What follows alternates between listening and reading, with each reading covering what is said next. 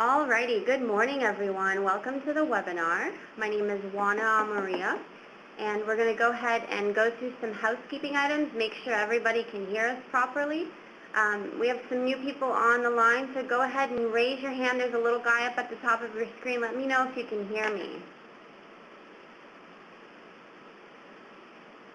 Good. Looks like we're all good. If you do end up having any technical issues or sound issues, sometimes it varies with the type of internet connection that you have through the broadcast. Go ahead and just call the conference call number. We posted a note up there at the top. So this way you'll just be able to listen via the conference. You are muted though, so you won't be able to ask any questions until the Q&A, but you are more than welcome to ask all of your questions, share tips, share maybe stories or challenges via the chat pod. And so you'll see our chat that everybody's talking on right beneath that note, and you could go ahead and pick your chat color. So depending on how you're feeling today, it's the little tab with the triangle and the little lines up near the title of the pod. Now beneath that you have the file share, and these are all the webinar PowerPoints and documents that we've had for the webinar series along with today's PowerPoint. So this is where you can access that information. We will also send you an email to follow up and let you know where you can access the archived webinar. It is being recorded. And then to the right-hand side of this, you have two pods, and this is more for us. So we know how to talk to you, right? We want to know where you're at in your process. Are you doing this just for work, just for fun? Are you trying to figure it out? And then where you are in your level of expertise. And so go ahead and let us know if you're a guru. We want to talk to you, at your level. So it's really important for us to kind of get that out there. Now, I do want to let you know that this webinar is sponsored by the Department of Commerce and Economic Opportunity, and of course, it's through our partnership with Southern Illinois University Carbondale, the Center for Workforce and Education. So we're really, really lucky to be able to do this. This is number 5 of 6, so we have built momentum and moved forward. But more importantly, I just wanted to thank and welcome our guest, John Durango, on, and he's with the Chicagoland Chamber. And so good morning and welcome. Hi, good morning, everybody. I'm happy to be here and hope I can help you learn some new stuff about social media. So I'm going to go ahead and switch views here. Now, for those of you that are thinking, oh, this is too small, my screen, or I want to see more, go ahead and just select the full screen option. And this is going to eliminate your chat, though, so just unclick it if you want to go back and chit-chat with folks on here. And something I wanted to add, some of the best things that people have learned on these, I mean, we are very cool for sure, but the people on here may be even cooler, and they've shared so many things. So this is really an opportunity to network with your peers as well as fellow participants on maybe they're at a different level that you're at, or maybe they have some things that they could add that you haven't thought of. So I encourage you to be interactive and participate because you'll learn a lot from that process. So with that said, I'm going to go ahead and get started. So this webinar is really walking you through, we talked about strategy and so many other things, but this is about how to drive your brand and your mission through various types of communication plans and tools, and we'll talk about how that works in the context of your community and the big picture of social media and in the workplace. And so what we'll do is really kind of talk about the integrated and the highly targeted pieces, as well as walk you through some scenarios and examples of how you can make this work for you as a template. We wanted to make sure to provide something where it helps you kind of build that mindset on, here are some of the buckets I need to think of, this is how I need to tailor this information, and then this is how I need to disseminate it. So John Durango is the Director of Web and Social Media with the Chicagoland Chamber, and he'll give us a lot of really great practical examples and then give you a couple of different options to work through. And so this is who we are. In case you're curious, I know we're trying to be as human as possible, and John just cringed because he didn't like that picture, but I found it online, so I was very amused with my photo options for him. And so this gives you an idea, and we do have our information out there. So for those of you that are on Twitter, go ahead and follow us on Twitter, and if you could go ahead and put your handle on, we'd love to connect with you, as well as on LinkedIn. And I'm going to go ahead and just have John introduce himself and talk a little bit about the chamber and the process he developed. And Hi everybody, welcome, and again, thanks for attending this morning. Today's Friday, so I think everybody's probably in a little bit happier mood. I know I am. So just want to give everybody a little bit of background about the Chicagoland Chamber of Commerce. So the chamber is a regional chamber. We have about 2,000 members, and by regional I mean we cover all areas of northern Illinois, including northwest Indiana and even southern Wisconsin. The chamber actually represents over 1 million individual employees that are a part of all of its members, so it has a really, really large base. It makes us actually the largest chamber in Illinois and one of the largest in the country. Our mission at the chamber is essentially to create the most business-friendly environment that we can in America and enhance the success of our members through advocacy, services, information, and other benefits. We were actually founded over 100 years ago, and we are a nonprofit and economic development agency, so I'm sure there's a lot of other nonprofits on here today, so hopefully we can share some best practices. Now, my role at the chamber is essentially the director of online marketing. I handle all the web and social media content. I support the chamber's brand and mission through the development of social media marketing, and in that role, I was able to create the chamber's first, essentially, content strategy, where I've identified the areas we need to focus based on our audience and based on who we are as an organization. And that's kind of what I wanted to go through today, because I think personally when it comes to social media, we really have to understand how to separate ourselves and differentiate ourselves from competition, from other organizations. There's a lot of people fighting for your attention these days online. So the key for us is going to be to develop content that positions you as a resource and subject matter expert. So what I'm going to show today is not specifically what you're going to apply to your organization. It's the thought behind it and the way I created the strategy that I hope to pass along to you today. I think the thought behind it and the strategy behind it is something that is applicable to basically any organization, and it really comes down to researching your audience, deciding who you want to reach, where are they located, what interests them, etc. And from there, identifying the type of content you want to promote. I understand the chamber may have a different audience, a different business model, etc., but I do think today what I'm presenting is scalable and can be applied to different types of organizations. I also think what's one of the most underrated things about social media is reaching new audiences that before maybe were not familiar with your organization. And I'll go through a little bit of that today. So at any point today through the conversation, please feel free to interrupt me and stop me with questions in the chat pod, or raise your hand, and I'm happy to have more of a discussion about some of these matters. Very cool. Thank you so much, John. You're welcome. So moving forward, to give you an idea of what this webinar covers, so we'll go through the big picture, and I'm sure you're thinking, well, what exactly do you mean by big picture? And you'll get an impression of that very quickly, and then we'll talk about the chamber example and what John kind of has briefly covered in his intro, and then we'll give you some tips and tricks.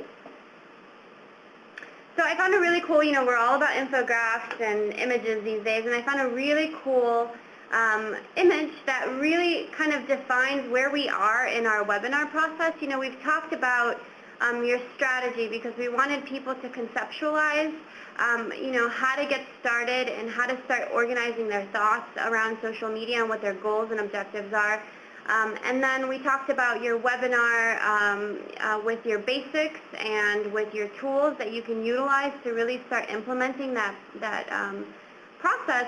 And what I wanted to show you, and I thought that was really, really important, is that at this point, all of those things were tactics. And at this point, we're really implementing and learning how to manage your image, and we'll talk about what that means within, community management and how that breaks down. But that all becomes your strategy, and so it's all about how you plan your content in the context of what are my objectives and what am I really trying to accomplish? Who are my stakeholders or participants? What is the capacity of my staff, right?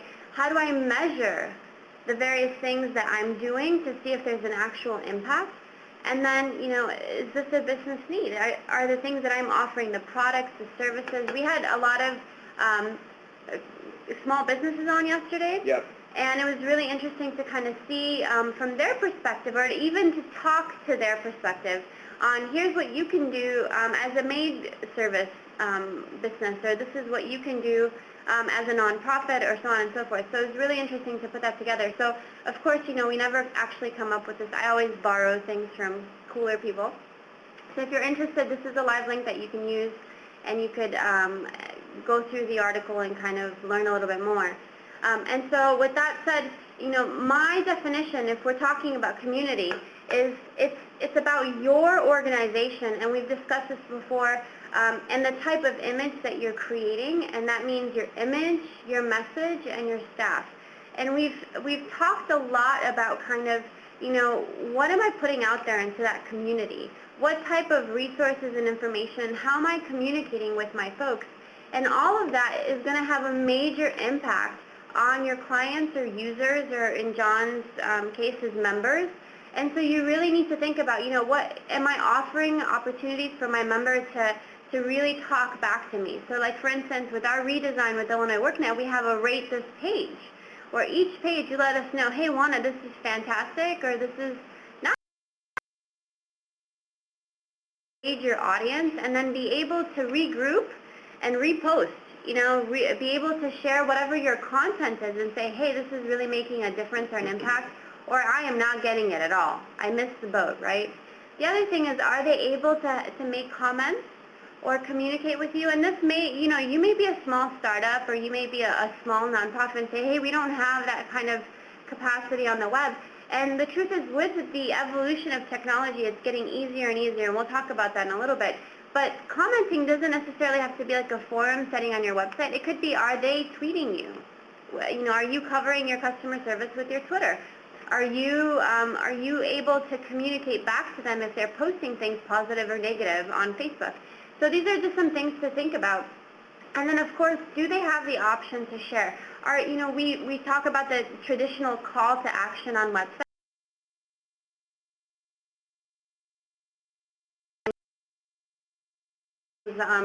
On this point, but really it's about what are you doing with their engagement beyond, I like this or I don't like this, for them to be able to,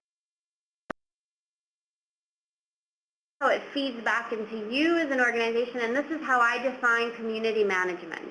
I don't know, John, if you want to add anything. Yeah, I think looking at the bottom half of that, where you identify the clients, users, members, etc., is really how today I define social media, and it is fairly simple, and it's a fundamental thing, but it's being able to share content and speak with one another online. And I just think it's important to just clarify for some people what exactly social media is in a fundamental way. And it's really just being able to share and communicate with one another and be engaged in real time online. And so I think understanding that fundamentally will just help clarify some things and hopefully encourage people to constantly be sharing and speaking with one another. Right. And actually what that does is basically increase your efficiency. For whatever you're doing, from your product, it takes prototyping to a new level, from your service or content. And so it's really about being able to gauge and get instant feedback on what you're doing or not doing. So, of course, I always do my research, and I find all these cool things on Mashable. And for those of you that have been with us from the beginning, you know all the cool people you need to follow to find these things on your own. But community management in 2012 is really going to be about timing. So, for instance, the timing of your posts and when these people are online. It's kind of like I heard this article on NPR the other day about must-see TV back in the day with the Seinfeld and all of that. And so there's no more must-see TV because everyone's got Hulu. But for you as a content manager or a community manager for your organization or brand, you need to think about what's the timing? When are these people going to read this stuff? Because for instance, you don't do email blasts in the middle of the night because it's just going to get boggled down at the bottom of people's emails. The other thing is community-driven content. So kind of what we talked about before. Are your users being able to participate, and are they integrated as a part of your process? The third thing is mobile devices, and the world is going mobile. And I think a lot of people are just jumping onto the bandwagon. We talk about how this webinar series is my social media 2.0 because we did this 2 years ago. And the truth is, people are already moving on to bigger and better things, and that means, less websites and more mobile, accessible websites or mobile apps to be able to, share your message or product. Yeah, and I speak with members about this all the time who want to go mobile or who do go mobile just for the sake of it versus doing it to position content in a more efficient and effective way. So I do think it's important to stress that when you are trying to go mobile, whether it's in app development or creating a mobile website, it's always important to keep it simple and really just kind of host the main areas of content that you want to promote versus the entire website. And then the last bit that I have here is just really, really looking past the obvious tools, like your Facebook and your Twitter, and identifying these opportunities to have conversations within these niche markets and networks. And those are going to be highly targeted conversations with folks that are on there, for very, very specific reasons, and knowing how to gauge those audiences and understanding kind of the information that they're looking for. Yeah, I think a good example of that right now is Pinterest, which is completely blowing up. Everybody knows Pinterest. But me personally, I don't use it. And actually the demographics are staggering. I think it's 85 or 90% women that use Pinterest. So the niche market is there, and if you know how to capture that and leverage that the right way, you can do a fantastic job on Pinterest. Yeah, and actually, I know that Dee Reinhardt is on the webinar. She's always going on, and when we were preparing for some of these earlier, she was just like, have you gotten on? And I really haven't, because I focus on the big four, But it's really important to, if you do have the chance to start over, I think that's some of the benefit for you all that are coming in a little bit later is, now you get to learn on everybody else's mistakes or what other people have identified as important, and you work with that to be able to say like, hey, this is going to really work. And we'll go through what some of that stuff is. But And Kate, I see you've asked a question on how to sell the need for a mobile site, and I think there's a number of ways you can do it. One is just using the numbers alone. I think 50% of people access social media with their mobile device now, which is a crazy figure. That's 1 out of every 2 people. Second is it's a really positive way to capture data on people, which then you can hopefully use to convert them to clients or customers or whatever. And so there's 2 things right there immediately I can think of, but we can definitely send some other information to you on that. And we'll cover a little bit of that as we kind of dive deeper into this information. So the first one that I have with timing is that it's going to play this big role in how you distribute your content most effectively. And there's 2 tools that I highlight, and there's tons out there, and I'm not going to focus a whole lot. But the first one is Social Flow, and basically they're the tools that you can utilize to be able to say, this is when my folks are online. And so, we're spending a lot of time participating in webinars, creating content, writing information. You may be a total guru in your industry. And what's important is to actually have an impact. And we talked about those stats with Twitter, a couple webinars ago about how much gets lost in the sauce. And you really want to be able to maximize on the effort that you're spending. And so Social Flow basically lets people know when they're online, and then tells you the right time to push this information. Page Lever is really about being able to kind of understand when people have left, or the activity of your fans. And so this is just a little bit to get you thinking, and I would go ahead and do your own research on what's out there and what would best work for your organization. Sorry to interrupt, but what I'd like to do also at the end of this is send out some info on other Twitter, Facebook tools that are helpful for analytics. Right. And things of that sort. And this is the stuff that is basically created the segment of market where they took analytics and insights to the next level. That's all it is. There's over 1 million now Twitter-specific apps or programs that are out there in the universe, which is amazing. So there's a number. Obviously, there's some that are far better. So we'll be able to share those later. And for those of you on here that I call the baby social media people, don't get overwhelmed hearing all this stuff, because I'm sure you're sitting there thinking, oh my gosh, I just got onto this and I'm already lost, and what do you mean, and my website doesn't post, and whatnot. And I would just really, really be kind to yourself and understand that there's going to be this learning curve. And once you get over that learning curve, it's really not that hard. You just have to play. And you just it naturally funnels into the things that you're going to utilize best or need most. And so I wouldn't get very overwhelmed with, like the 1 million apps that Twitter has when you're just learning how to tweet, right? So I'm going to go ahead and move forward. Oh, sorry. So with the community-driven content, I have an example here about Mashable and how they basically took their user videos on YouTube and they featured them. And it was cover songs. And what I used as an example on the last session was really about, this is the old school contest that people used to do, Do these contests for your customer engagement. And so if you're a dentist office, and you want to hear about everybody's pet or their favorite experience, or whatever it is to get people talking, you have to find out what's interesting and important to your audience, and then try to utilize them and have them feel connected and integrated within whatever you're doing. And so, for instance, the example that we gave a while back with Timeline was Verizon did this contest where they asked their clients, send us your favorite photo, we'll feature you as our Timeline cover. And so it's really about getting your average user to contribute. And I don't know if you want to jump in, John, or have anything else on here. I mean, I'll just add something that, that I think is important, but I'm sure I don't even have to state this anymore, but it's really just about keeping the information and content, while obviously important and resourceful, just making it fun and personable. Mm-hmm. Because the more you can add a personal touch to it and put a face to your brand, I think it helps. And people get bored now very easily, so the more things you can do that are engaging and fun, I think the better. Yeah, absolutely. So this is just one example that you can use. So the stat that I found here about going mobile is nearly 1/3 of U.S. mobile users access social media on their devices. And so we're going to go ahead and... I said 50%, I'm sorry, 1/3.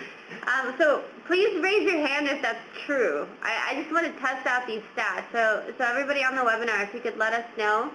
You got to raise your hand or else it's not going to count.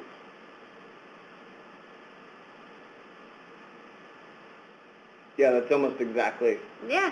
1/3. Look at that. Very cool. So these stats are correct. And so the idea behind this is really about, think of it as an opportunity. And you're going to have a variety of options. People are going to come in from various places. They're either going to access it through their network management tool like your Hootsuite. They're either going to do it off their phone, their iPad, their tablet, whatever that may be. It's no longer, from the computer. And you really kind of have to know that it's gonna be a new way to connect. And so I know that the conversation gets a little bit difficult for some folks that say, I just barely got a website, or I just barely, figured out how to make this all integrated and connected. Now I have to worry about having it be, mobile access and having it be accessible on mobile devices. So. Yeah, and I think that goes back, too, to what Kate asked earlier, which is, what's a compelling case to convince people to go mobile? And when you see the numbers of the people that access social media through their phones, well, when they try to get to your website with a link that you put out on Twitter and they're on their phone, they're not going to be able to see it in the right way. Yeah. Or it's not going to render in a way that is easy for them to read, so maybe they'll just bounce right off and then they won't come back. So I think that's also a compelling case. And for those of you that are in the wheel world, I know that this is a bit hard because we have our own set of challenges, and we kind of touched on this last session. But part of this is going to be finding resourceful ways to be able to get around some of the network challenges or the lack of access that we may have in various different ways with our county systems or local systems or state CMS systems or whatnot. So we're definitely aware of that, and we're willing to kind of brainstorm with you on ways to kind of get around that. So the other one that I have here is mass appeal and niche networks. And so the two things that I have on here is Pinterest and stamped. And so basically, as I was saying before, you just need to learn how to leverage these options to be able to have very highly targeted conversations. So Pinterest is all about allowing members to pin images or videos. And so it's image manipulation, really, and to say, I think Instagram is another really good example where people are able to do something in the less obvious network and then be able to integrate it with their Facebook or their Twitter. Yeah. The other thing is stamped, and I actually really like this, and for those of you that are friends with me on Facebook, you know that I do lots of food photos. So for me, or restaurant pics or whatnot, it's really, my Facebook is turning into like a food blog. But so it's a way, stamped is a new way to recommend what you like best. So if it's books, if it's movies, if it's music, and so just two examples, and I'm sure John could throw in a bunch. Yeah, and just to go back to Pinterest, because I do think it's a really interesting topic. What I like about it specifically is that you can link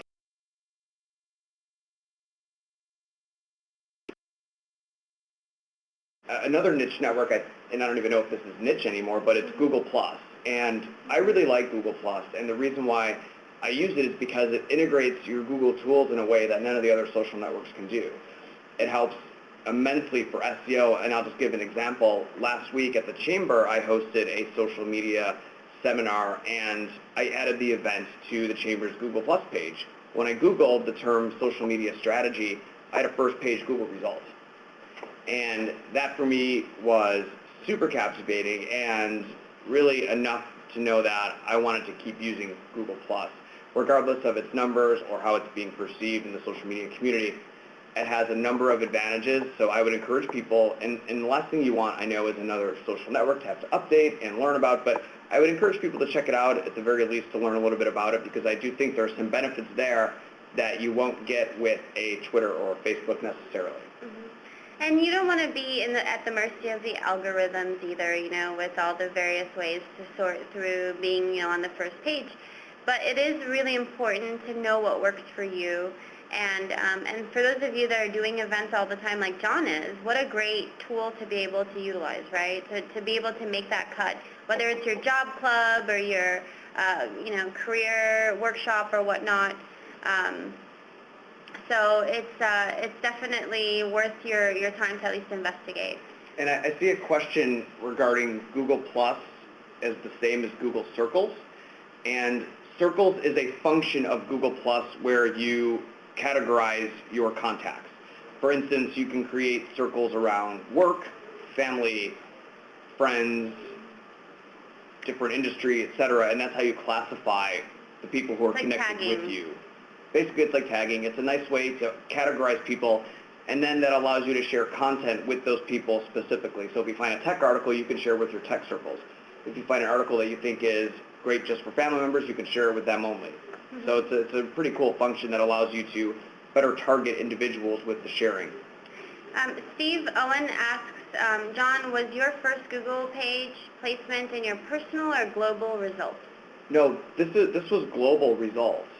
And it was a very general term, really. It was just social media strategy. And I noticed it was coming up in the Chamber's Google Plus page. It was probably second from the bottom, but regardless, it was on the front page. Mm-hmm. And it was really enough to convince me to continue to use it to promote things. Very cool. So the next slide is I have a question for you. And now we're talking about all these, the community and things you need to do, and, we're all overwhelmed with things we haven't been doing. And so my question to you is, what qualities do you think staff need to represent the face and the voice of your brand? So go ahead, put it in the post. Don's looking at me like, do you want me to answer that? so go ahead, I'm going to give you a minute to just to let me know, what are some of these characteristics? We've talked about the things that need to be done. What type of people do you think have that capacity?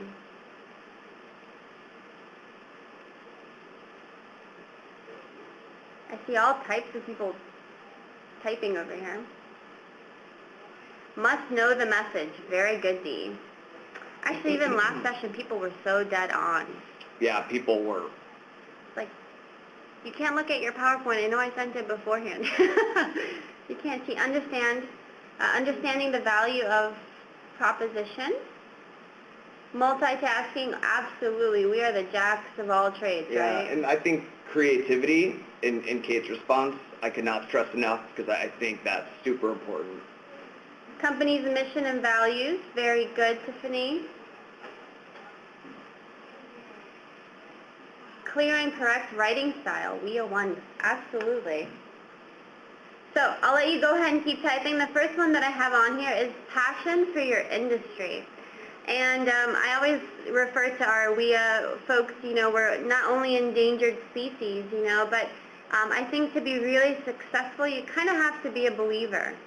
And that's like the big bucket I place people in. And, for people to be able to really get what this is and understand how to connect the dots. Yeah, and I see that Corey mentioned, which is a really interesting response, is that you must have the consent of leadership, which I think is true to a certain degree, but I'd like to talk about this a little bit more later as well, but there are some unique challenges I think that come, especially with me being at the Chamber and that it's such a traditional and old organization, where I've had some of those things occur, which is trying to get consent to do certain things. So I'd like to address that later because I think it's a very interesting thing to bring up.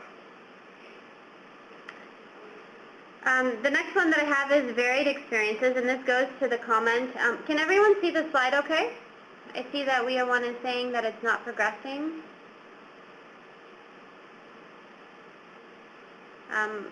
Let me know if it slows down or speeds up or whatever.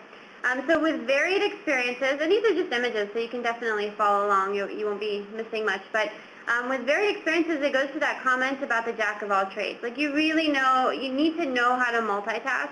And what I think is really important, and this speaks to the next one with resourcefulness, is if you don't know the answer to something, you need folks to know where to look and try to find that answer or try to figure it out. And then, the next option that I have on here is flexibility. And I can't stress this enough, and I always joke with Jeannie, where I remember when I was getting interviewed, and she's like, oh, well, you really have to be flexible. Like, you have to be, like, that's the number one thing I keep remembering. And it really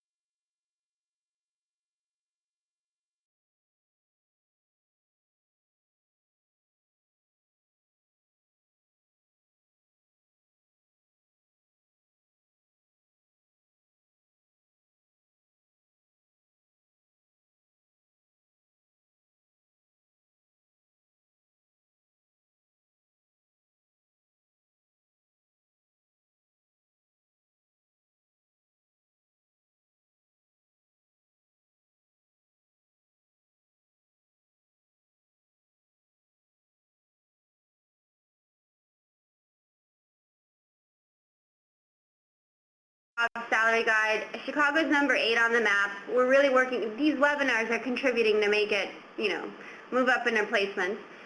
But number 2, what I thought was really cool is look at all the different buckets. So for those of you looking out there to find a job in social media or find a person, I thought, it's so hard to kind of like conceptualize the titles and say, well, what exactly am I looking for? Like, who are these people? So here are your buckets. You're either going to want a strategist, you're going to want a specialist, you're going to want a brand manager, a regular online community manager. For your bloggers and social media, you're going to want a content writer. And then a marketing manager, and so I thought it was really, really cool, and I'll give you the link to this later, but it's a way for you to be able to understand like how all of this plays out that I thought was really cool.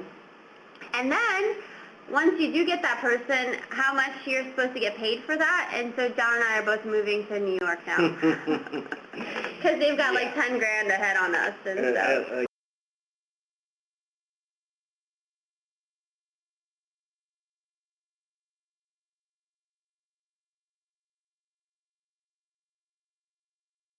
Or to creating a position at your company that maybe before didn't exist.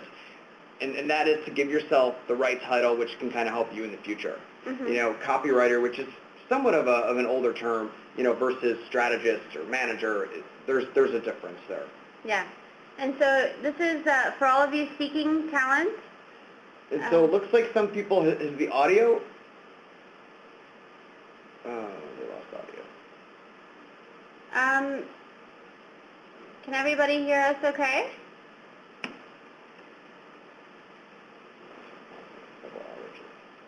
So go ahead and call in. We can't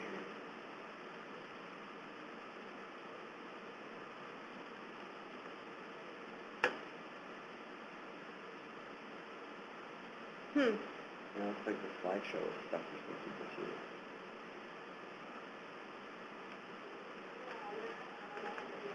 Can everyone hear us okay?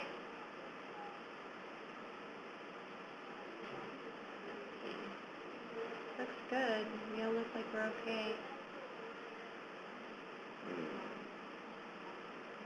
We're not on the slide. Audio is not working. Yeah, audio's not even on the slides are frozen, so we have a couple of issues here.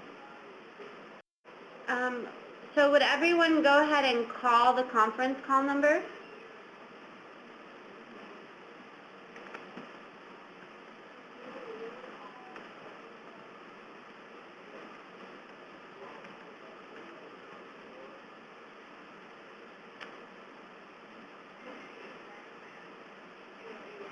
Okay, so it looks like it's all catching up. I'm so sorry, it's kind of strange.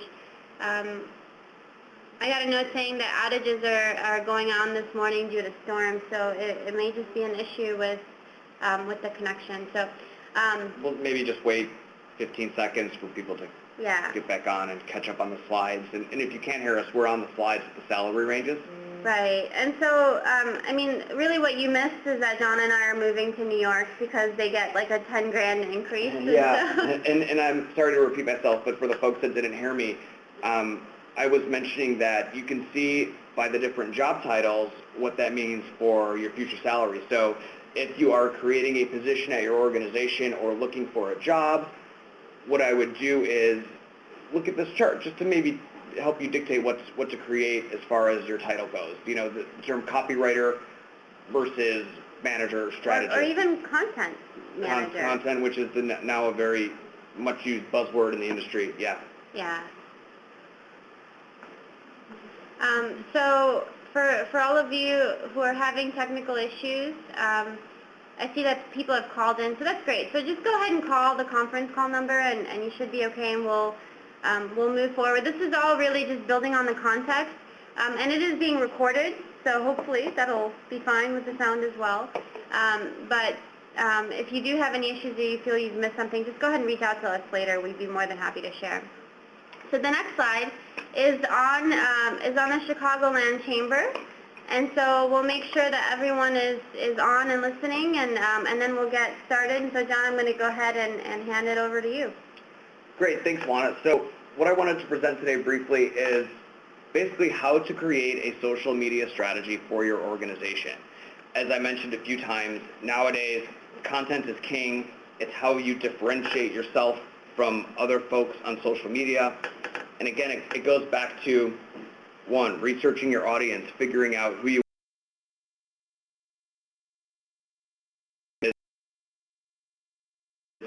analyzing your competition, see who follows them, see what they do on social media, et cetera. I think you can learn a lot from somebody that's doing it successfully, and I wouldn't be afraid to necessarily do that. Second, what I'd like to stress is evaluating each social network.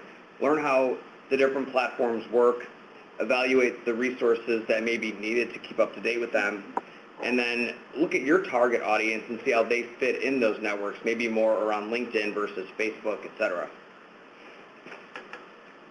And then what I wanted to get to next is planning your content, because again, it's how you position yourself as a resource in the industry. It's how you grow your following. It's how you become an influencer. When I started at the Chamber doing this a couple years ago, we were on Facebook and Twitter. I think we didn't have a following. We didn't keep up with it. We had no strategy or direction for how we utilized it. And in about an 18-month period after building and implementing that strategy, I was able to grow the Chamber's social media following to over 11,000 people, which is pretty good for a nonprofit. And that number of followers and the engagement has really become a great resource for us. It provides value to the members. It's something that we've had success monetizing a little bit, and it's really becoming the new currency for organizations and for people. And it validates you as an organization. I did not know that. That's pretty impressive, Don. Yeah. That's really cool. Thanks. Yeah. So we have a large voice now out there online, and hopefully, and you guys can tell this to my bosses, hopefully we do more social media versus the more traditional press release kind of thing, because I think that is losing some of its effectiveness, as more and more people begin to use social media. So, back to content, and this is how I created it for the Chamber, but I think it's applicable to really any organization. Now, obviously, the specific areas I identify in the right may not be, but it's really the thought behind how I created it that I think you can apply to your organization. So, as I mentioned, the Chamber is member-driven. We are a regional business organization. So first things first, I wanted to be a curator or a one-stop shop for all things on the regional business community. So what I did was I started to research Crain's, Chicago Tribune Business, Sun-Times Business, New York Times, etc.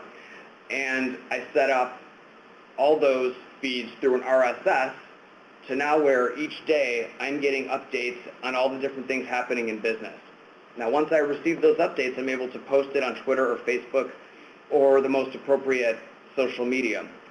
And again, it allows me to be a curator. It allows me to right away get news and information that I can post to our followers without them having to go to 3 or 4 different places to get it. And if you all remember, Dee and I were talking about, once you get that system set up, it all comes to you. And that's the idea. It's that all that new content, you can get that from the Smart Briefs, from the various subscriptions that you have from the aggregators, to be able to be that one-stop shop for your users. Yeah, exactly. And I think what's also important, and I don't have this in here necessarily, is to do an audit of your already existing content. Find out what's already been written in past newsletters, maybe there's web content that's really valuable, and start sharing that. It will get you on the right track. It will help you build some initial followers, etc. And again, the first bucket here is really identifying for your organization, what do you do, what's your core competencies, and then figuring out what else in the industry is going on and how you can capture that and become this curator so you can share it. So the next area I identified for the Chamber was Chamber News, and this bucket really just means these are the things the Chamber is creating on its own. It's not something I'm going out to get from a different source. So for each of your organizations or companies, figure out what are we creating on our own from scratch, what is original content that is valuable to people. So for the Chamber, it's the various meetings and events that we hold, because we often host government officials, CEOs, and high-level business people. We have various committee meetings around industry focuses like sustainability or technology or public policy. We have programs and initiatives on economic development or growing jobs. And then our president and CEO is attending, high-level meetings and conferences all the time. So how do we leverage what he's doing? But also, I mean, it's great to be Jerry, but we don't all get to go to those types of meetings, right? And so to social media has put this opportunity for folks to be able to have access to the same exact content that Jerry may be having, that is just as relevant and informative for you and your nonprofit or your business. That's a great point. When Jerry goes to meet the CEO of Walgreens and they're talking about Walgreens building new stores in Chicago and creating jobs, well, guess who's the first people to hear about that? Jerry and the Chamber is. So we can get that out right away, and all of a sudden we've created original content that you can't find anywhere else. And that's how you get people to follow you. That's how you grow your following and you become an influencer, is to have that original content that you can't find anywhere else. So the other area here that I've identified is member news, and this can go for all of your organizations, and it's really about leveraging the content that comes from your members, your clients, your board, your volunteers, etc. What the Chamber has lacked in the past is leveraging the experts that are its members. We have over 2,000 members in some of the most highly regarded businesses in the world, like Microsoft and Google.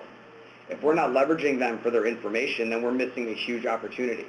So we have guest contributors come on all the time to write things that you can't find anywhere else. It's original content. It's something that differentiates you from somebody else in the industry. Something else the Chamber does very well, another core competency, is public policy. So we take the different things we're doing in public policy, whether it's attending city council meetings or being down in Springfield for the state legislature, and we craft different stories and messaging around what we're doing on the public policy front. Now, a big part of this, and it's something I think every organization to do, is form a blog or start to write more opinion pieces. So, maybe your industry is focused, or your organization is focused on the green sector. Write different opinion pieces that are timely and relevant to what's happening in the industry. Maybe there is some new legislation. Maybe there's a new business that's booming. Don't be afraid to go out there and to create something original and to write your opinion and to share it with people. It's a really effective way to grow your following and to add to the knowledge base of your organization. And something we were saying yesterday is, what blogs have created is people want your opinion on stuff, right? And so we all have access to, technically, we all have access to the same articles or the same news bites or whatnot. And people are really curious on what you think or how you've conceptualized those facts. And, and it's kind of like the definition of like having a diverse team. Everybody has a different perspective on it. And so the same thing with blogging where, you may not have thought of it that way, or you may not have made that connection because maybe you have a wider breadth of context. And it's why, like Juana mentioned, it's why these blogs are so successful nowadays. It's why you see a lot of these sports show roundtables and different roundtables on Fox News and these other channels. I don't watch Fox News, it's just an example. But, it's because people are more interested to hear an expert's take or opinion on a matter versus reading the same article 15 times that appeared on MSNBC, the New York Times, or CNN, etc. Yeah. And people just want to know, well, what does this mean to me and my business or my organization?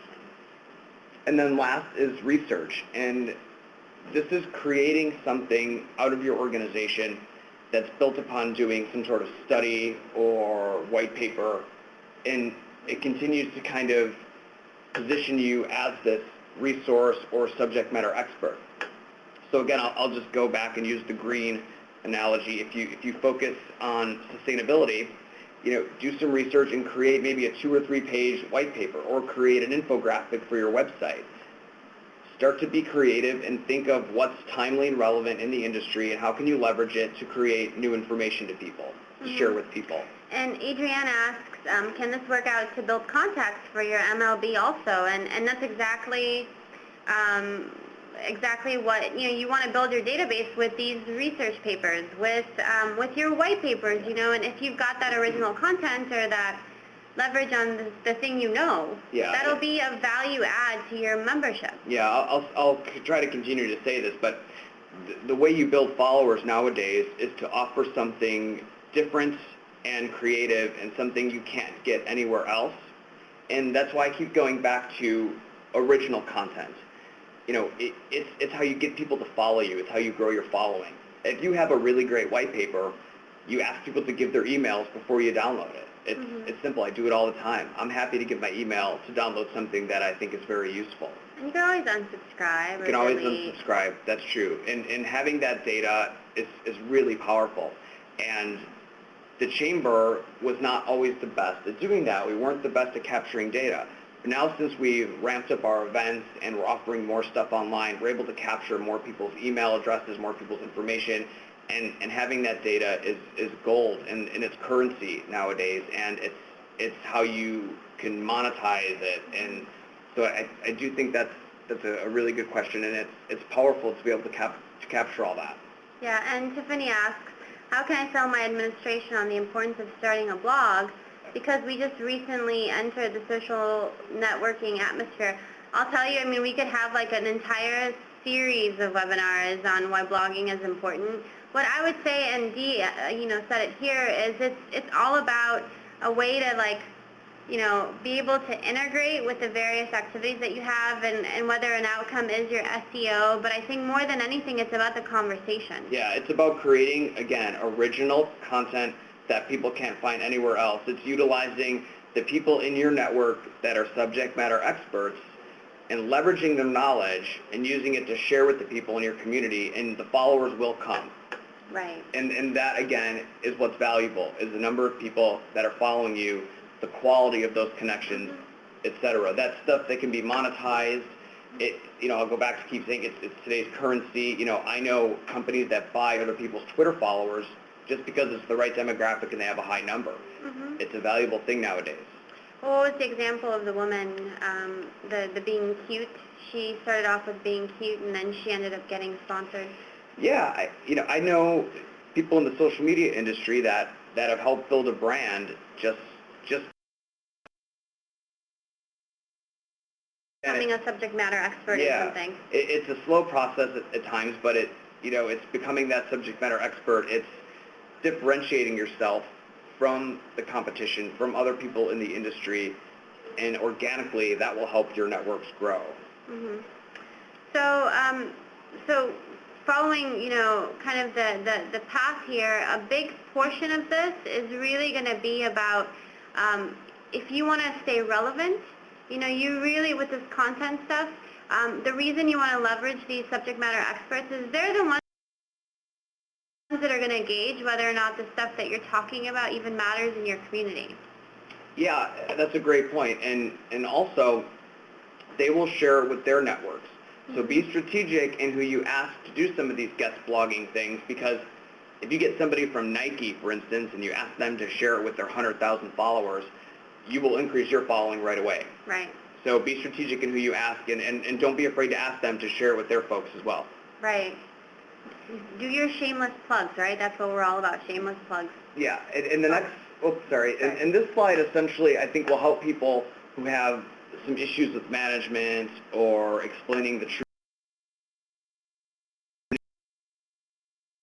Explain that it essentially causes people who are less engaged to become clients or to become people that spend time and money with your organization. It's a way to transition people to higher engagement levels. So the Chamber, through the use of social media strategies or integrated marketing strategies, have been able to take people that have had minimal contact with the organization and transition them to people that now spend time and money with us. So there's a direct ROI right there. Maybe somebody has never heard of the Chamber. Maybe they had a weird perception of the Chamber as maybe some stodgy networking group. But guess what? Now they're seeing our tweets and our Facebook posts on how we're creating jobs or how we're an economic development driver for the region. And now they're attending events.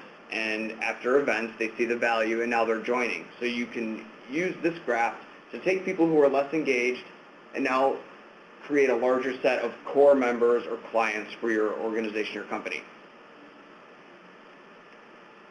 And I think this is important to communicate to the staff or to your leadership team, and it's using social media strategically to help achieve internal goals for your organization. So for us, because we wanted to promote the Chamber as the is the organization that's helping drive economic growth for the region and make Chicago the most business-friendly area. Well, to do that, we had to increase our number of organizations, businesses, and people that were connected with us. And also, as I mentioned before, improve the quality and the intensity of these connections. And you can do that with social media. It's using technology to provide a new platform to connect people in more meaningful ways. Also, it's adding to the knowledge base. Everything you post, every new piece of content you create, it just keeps growing the knowledge base and the number of assets that your organization has. And your database, because with every new piece of information you're building, you get a new incentive for those that are following you, or a new layer or angle that's something that, people are interested in. And it's also allowed us to provide information to people in a more targeted and efficient manner, and that's nowadays what it's coming down to, is how do you target people and give them the information that only they want. And it's obviously what Google's trying to do with the entire internet, and so I can't stress that point enough. Through the use of social media, it's helped the Chamber basically create a new product to generate revenue that is separate from our dues, and it's made us a more innovative organization. And what we've been able to do is encourage people to participate in the conversation, and it allows them to become more connected to the Chamber. And again, it goes back to transitioning people from not being engaged to becoming a core set of your client, member, etc.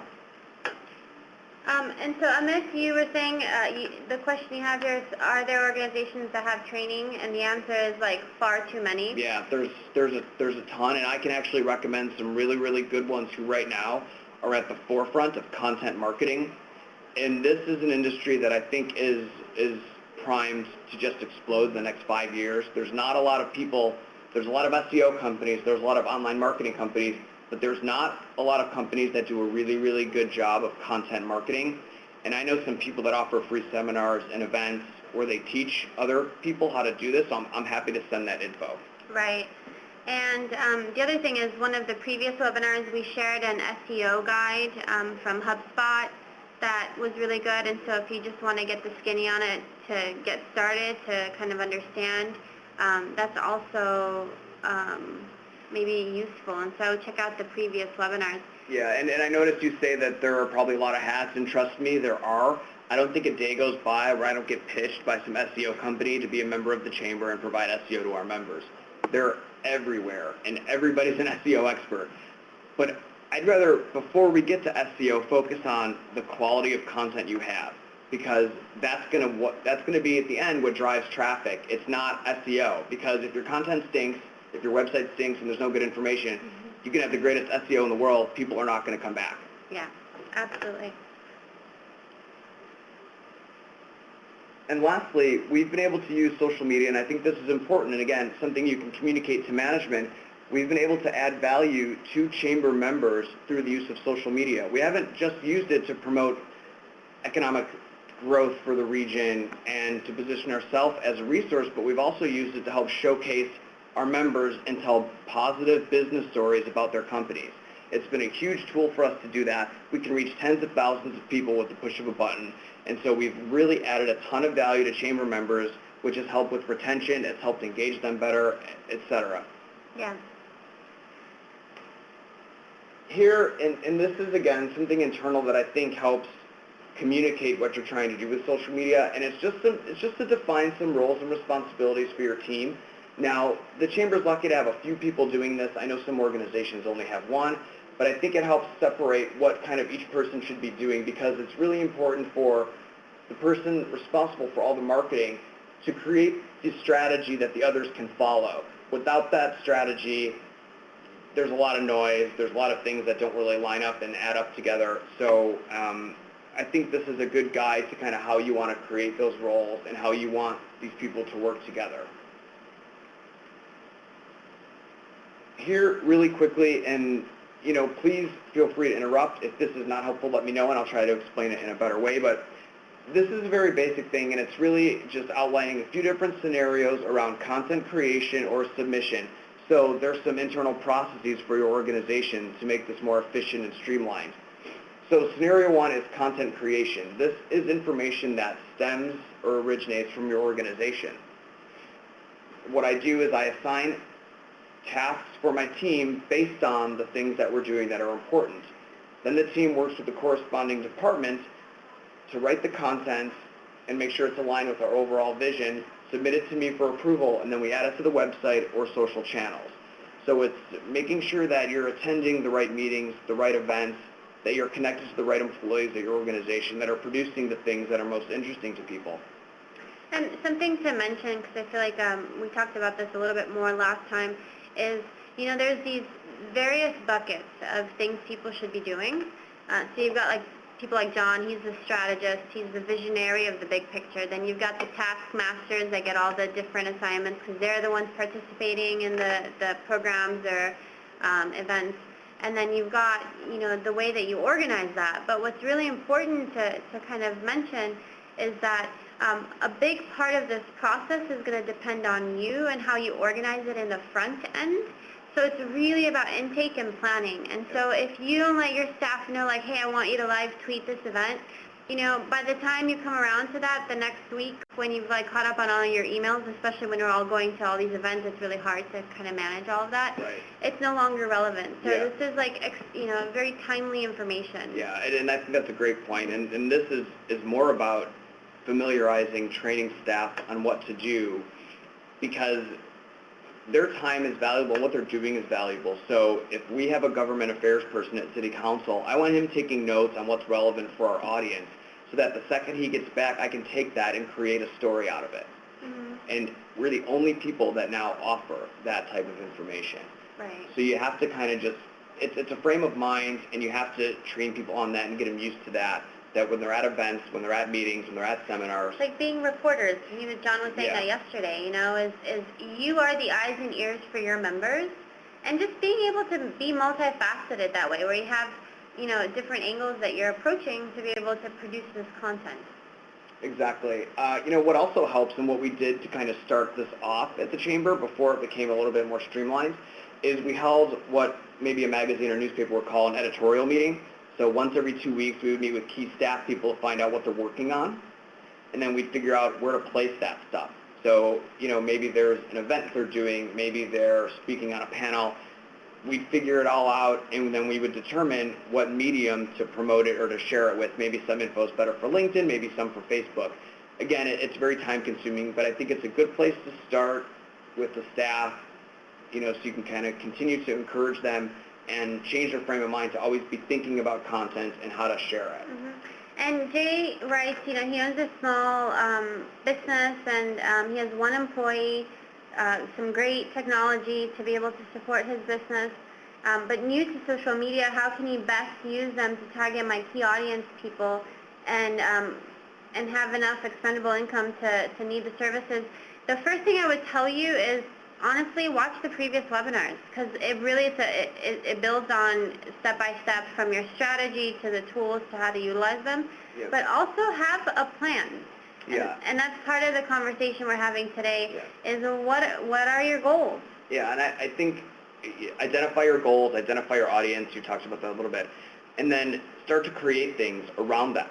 Mm-hmm. Maybe there are interesting things going on in the interior design industry that you can share. Maybe you can start to write pieces about certain types of interior design styles that really work for certain people. I think photographs, especially for your industry, are really important. So use as many photographs, not only from your work, but from examples of other work around the world, and try to promote those photos. And again, it comes back to kind of content and the information that you can generate. I'm happy to talk to you offline, but I think we can kind of help you create just a short strategy to start with and try to build on it to see how that works out. And just like how John had his editorial meetings with his staff, you could have that with your one employee once a week for 30 minutes and say, hey, this is our plan for this week. We want to promote these types of chairs or these types of events, types of furniture or whatever, yeah. And then with the photos, and this is really big with Timeline right now, you can actually, going into a client meeting or going into an event, you want to be able to be ready to say, hey, give them an incentive to like you on Facebook or to follow you. And then once they're on there, you can pose questions like we used that example for Starbucks and timeline pinning or bookmarking an image, where they said, the epic dilemma, iced or hot, and it was like a latte or something, and they had 33,000 people comment. That's what you want to do. If you can't decide between two chairs for a client, why don't you post it on Facebook and say, hey, what do you guys think? Do your crowdsourcing with your creative folks online. And continue to think about what I said at the beginning, which was try to become a curator for different things that are going on in your industry. You don't just have to share the things that you're working on. You kind of have to share other important and relevant things that are happening not only in the industry but around the world with different designers. I think you can profile different people. You can profile different clients you work with and how things have turned out. You kind of have to be creative and think about all the different things you can leverage to create information and content. So Jay just wrote that he's actually the only employee. So that meeting would go very well, huh, Jay? But you know what? I think that, and I love that Sherry, for instance, is sharing. And this is my favorite part of these webinars. Your peers and participants really saying, hey, I watched this and this was really useful. And so I really appreciate the tips that you're giving out here. So we're going to go ahead and move to the next slide. And this scenario goes back to being a curator. And so I want to try to answer how best to do that. How do you leverage all your RSS feeds, your Google homepage, your Delicious accounts, Google Reader, all that stuff? How do you leverage it to get the best news, to share it? So what we do is we determine the best news outlets to follow, and then we add those RSS feeds to our Google homepage. And then we sit down as a team and we determine what content is best to share and which networks. So, maybe there's a popular topic on Twitter that's trending and we have an article that aligns with it. We'll share it on Twitter right away. Maybe there's an event in Chicago around technology like Tech Week and we have a pertinent tech article to share. We'll make sure to share it at that time. So it's taking a look at all the things that have come in from your RSS feeds and determining how best to use it and where to use it. And again, it's tough at first, but it's to sit down with your team, to go through all of it and to figure out how best to promote it and share it. Or with yourself, just to brainstorm. Like what about this is, my culture, or this is about my business, or this is about my causes, and just kind of figure out what those buckets are for you. Again, this is just another scenario on how to share content, and this one is more for leveraging member news or client news or board or whomever is in your network you can leverage. And it's utilizing the people on your team or on your staff that speak with these people on a regular basis versus having to do a bunch of extra work yourself. You take the account managers or the people that are responsible for staying in touch with the members or the clients on a regular basis and making sure that they're always talking about the fact that you're sharing content, and then they can be the ones that accept that information and they send it to you. It's really key for us at the Chamber, for anybody else that has a member, to continue to leverage these relationships because it adds a lot of value to the member and it keeps them engaged. So when retention time comes along, it's a lot easier to have them come back. Mm-hmm.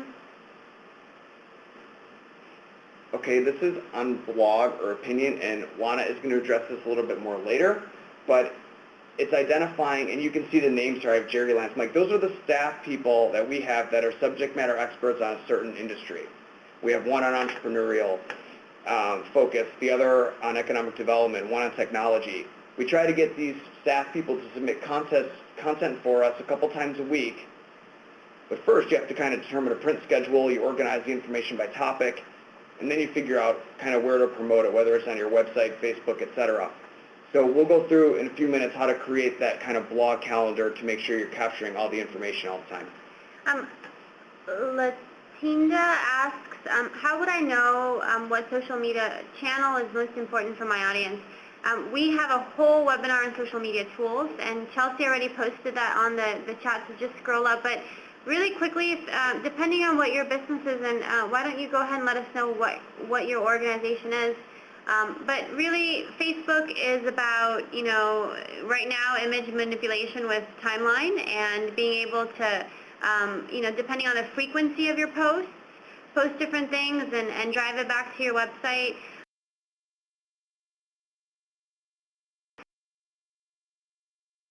It's really like your global mouthpiece.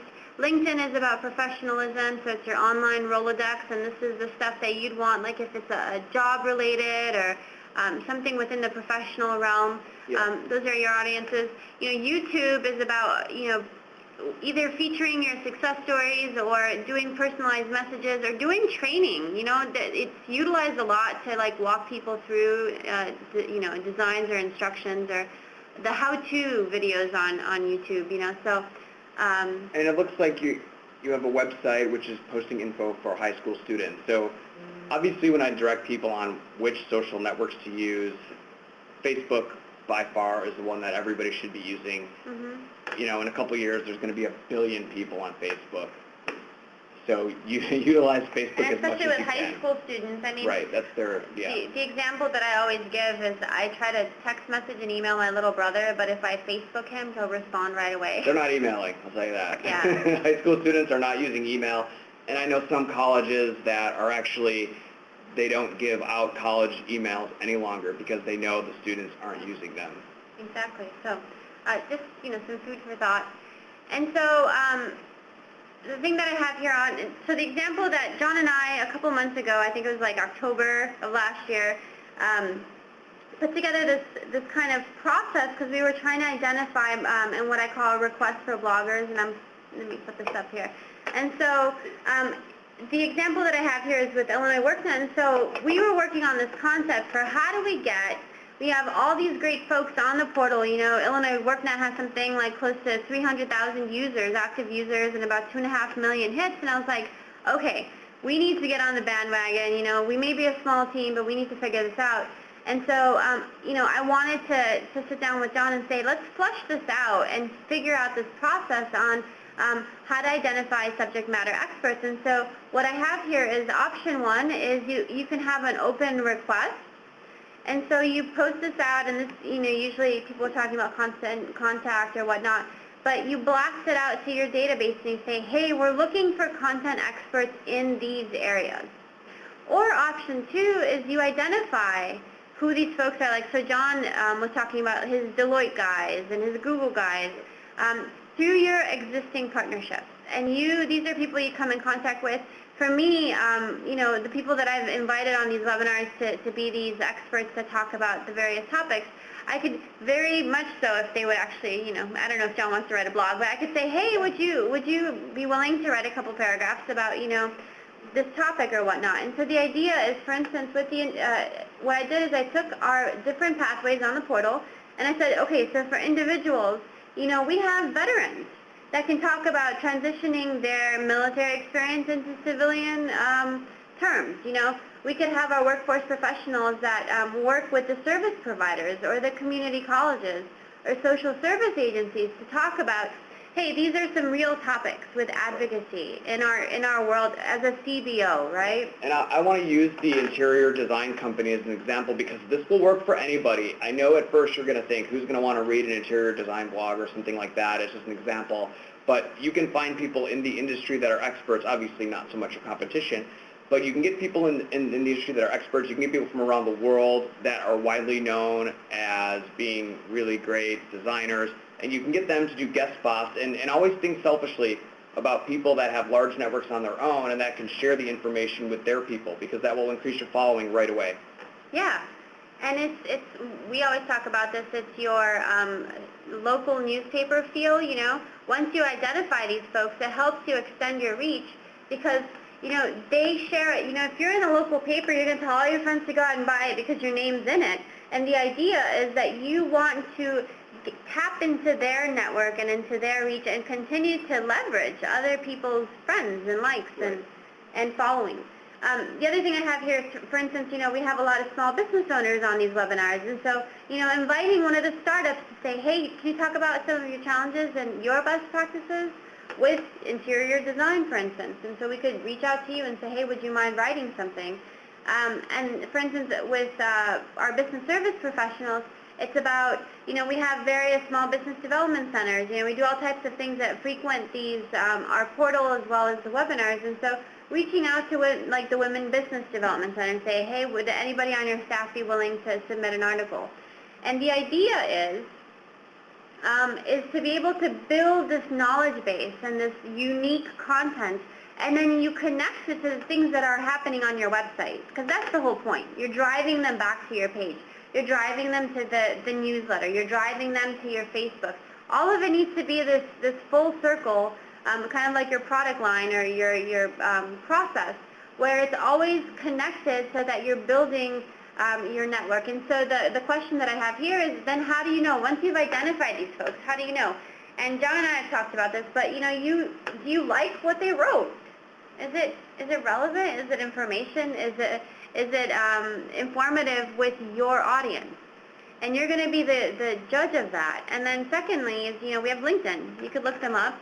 Do a Google search. Are they Googleable? Because if you're an expert, you should be up there, and so how John mentioned about his event, if you're going to do all these different types of trainings, will you show up when I look you up? We've talked a lot about that in the past. The other thing that I did, so what I did with my buckets, John showed you his, but for instance with Illinois WorkNet, we have the prepare page where people, look for information and resources on preparing for or finding jobs. We have the learn page.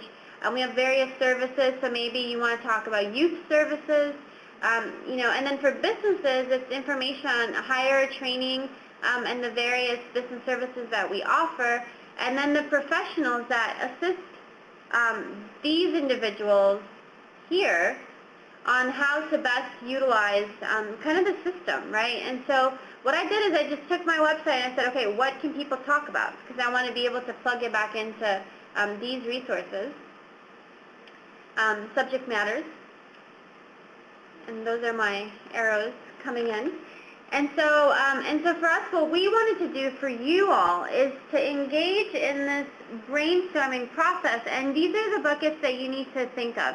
And John and I could not write this for you, because a big part of the value in doing it yourself is you're the only one that's going to be able to kind of like hash it out through this process. And so for us is, these are the buckets that you need to think about. How do I identify the bloggers? Is it going to be via LinkedIn? Is it going to be through my network? Is it going to be friends I've worked with? John and I and Dee Reinhardt met at a workshop for LinkedIn, and so that it was a happenstance thing. I really liked what he had to say. I thought it was really well organized, and it got my brain juices going, so I said, hey, John, would you be doing this? You want to figure out what your content requirements are, and we have a whole list, Yeah, and I've written them out for my organization, and I'm happy to share some of these things for you, but the general gist of it is, does it demonstrate value to the users or the members of your organization? Does it make people more engaged? And then, what are the objectives? Does it make them donate time or money? Will they join your organization? Will they attend an event? Mm-hmm. And lastly, and maybe most importantly, if it's not actionable, then it probably shouldn't be there. And this is more for blog than social media, for blog or website. There has to be some sort of purpose behind it, call to action, maybe to attend an event, maybe to sign up for your newsletter, something. And it's about being fresh, right? So that call to action can be on something that was like trending months ago at this point.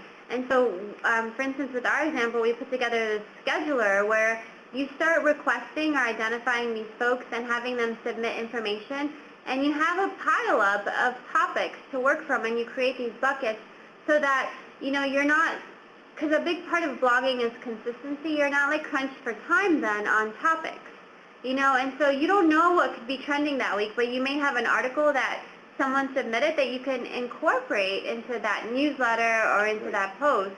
And so you want to kind of have this database of articles or content or information.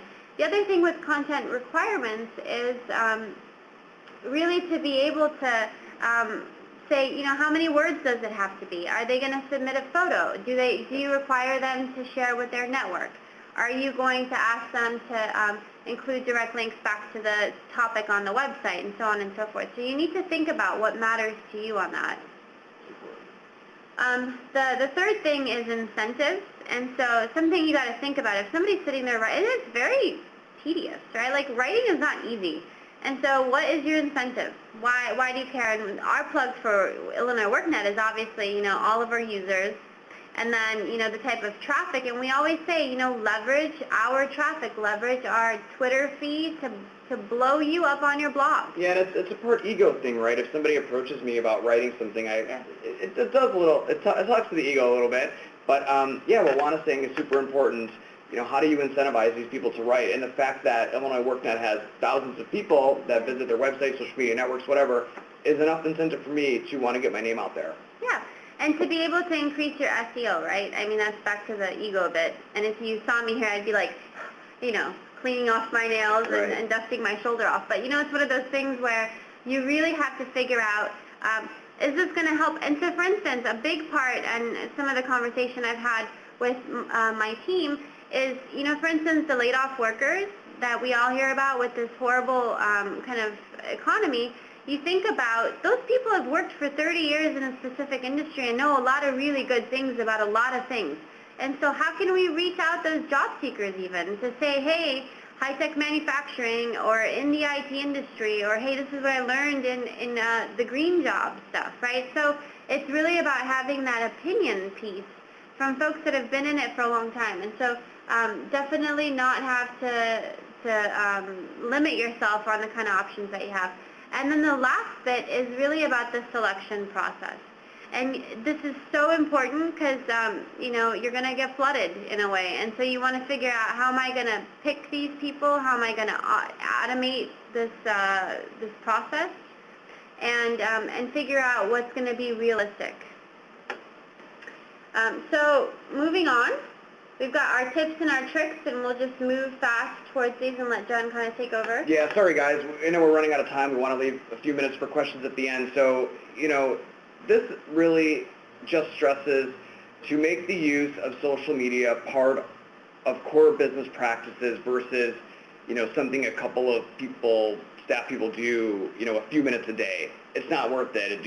I wouldn't bother if that were the case. It has to be a part of your core business. It has to be embraced by the staff and by the members and the people that will be utilizing it.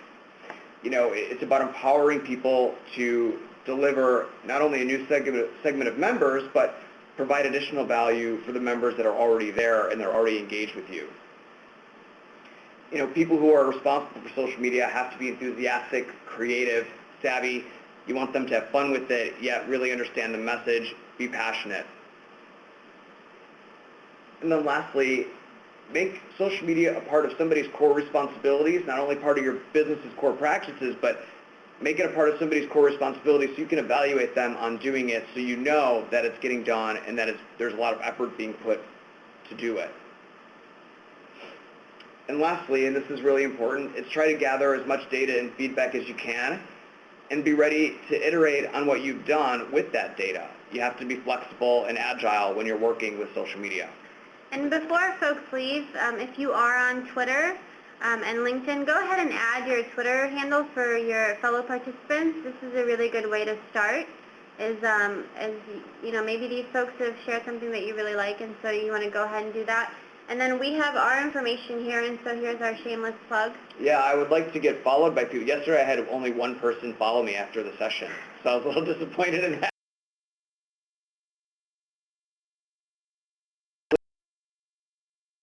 At least 2 or 3 this time. Yeah, so go ahead and reach us out online. And so I'm going to go ahead and switch screens, and please rate this webinar. Let us know what you thought, and this is really, really important for us to be able to continue, offering these types of resources and webinars. And so we'll go ahead and answer some questions if you have them. Yeah.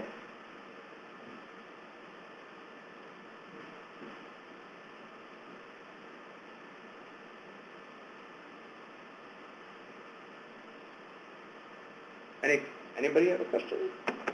Will everyone be sent additional? Yes. Absolutely. And actually, so this webinar is being recorded and archived. Once everything is being posted, it'll be available on the social media page on Illinois WorkNet, and I'll send you an email with how to access this information. Corey, Chicagoland Chamber. Actually, I was previously working there, and that's exactly what happened. I was doing marketing for another initiative there, and I implemented their social networks. And so I approached management and said, you guys need to be doing this. We can't keep writing press releases and trying to get our name in the paper. It's not working. And they let me run with it. And 2 years later, we've been really, really successful.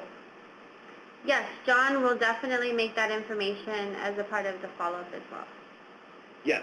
And Russell, I will send an email with some of the free events and workshops I know of on content marketing and SEO with, premier specialists in Chicago that work with some of the best and brightest. So I'm happy to send that information out. And so what you need to do is go ahead and add him on LinkedIn so you could personally follow up with John. That way it's easier for you to kind of hold each other accountable. Any other questions? I see people typing. Any quick tips for getting content created?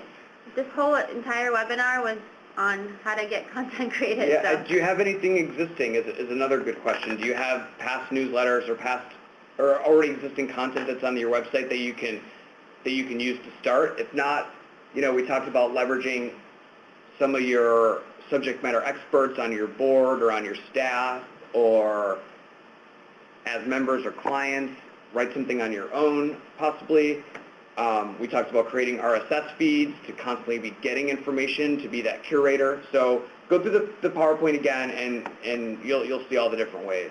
And we do have a final webinar. It's at the end of the month, and it's really about how to develop a social media policy and then engage and deal with customer service and your staff. So it'll be the wrap-up, to walk you through kind of your term and usage and how you want to set up this process. And of course, it's really tough when you don't have your leadership engaged, and we discuss this all the time. Part of the social media strategy webinar, there's a case study that we used on challenges within, we did local government.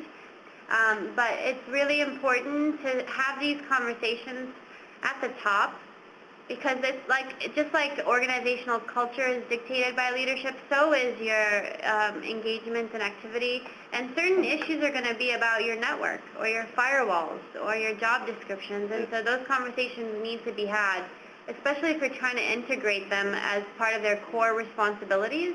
You're not going to be able to do that if you don't have the support of your higher-ups. So yeah, it's very important to try to engage them as much as possible on this and be very open with what you're trying to do and allow them to understand it, because some of the leadership are not using social media. They're not familiar with the ROI, its effectiveness. So be very open and communicative and share as much info as possible. And what I'm going to send you folks as well, for the people that are having maybe some of those challenges, is a great article in Forbes on social media ROI and why organizations who are not essentially doing this are falling behind and becoming irrelevant.